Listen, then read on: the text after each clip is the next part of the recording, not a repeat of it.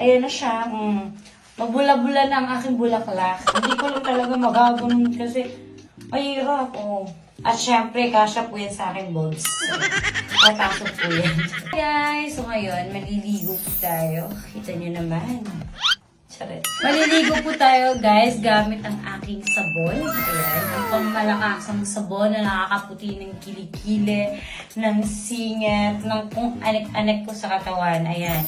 Ito po ang dahilan bakit napaka-smooth and white po ang aking skin. Ayan. Ito po ang nagpapaganda ng aking balat. So, gagamitin natin to. Sasamahan nyo akong maligo at sasamahan nyo akong ibabad tong sabon na to sa aking katawan. Bubuksan natin ang niacinamide peeling soap ko po. Ayan.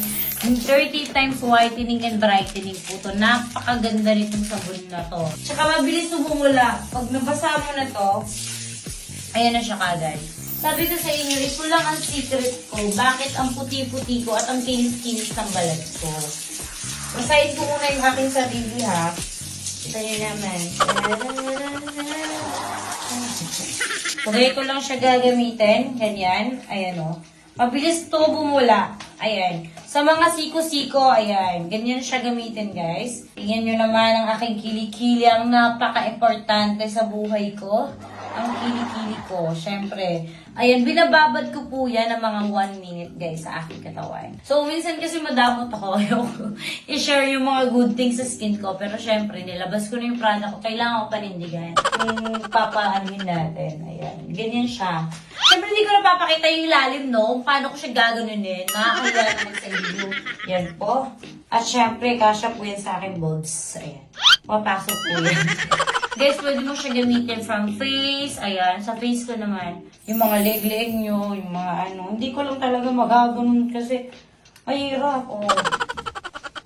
Kilikili ko na yan. Ang ibang niacinamide talaga, namamalat yung skin. Ito hindi.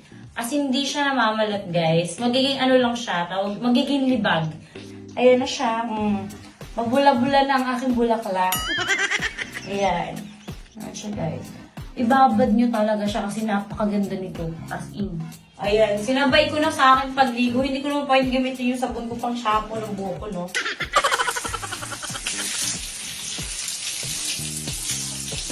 Sabi ko sa inyo eh. Diba? Maputi bang aking kinikili? Maputi ba? Ayan. So, yun lang, guys. Tapos na ako maligo. Siyempre, mag-ibis ako ng towel. Hirap na pag nag ako dito, hindi nyo naman papanindigan. Ngayon na, nakita nyo.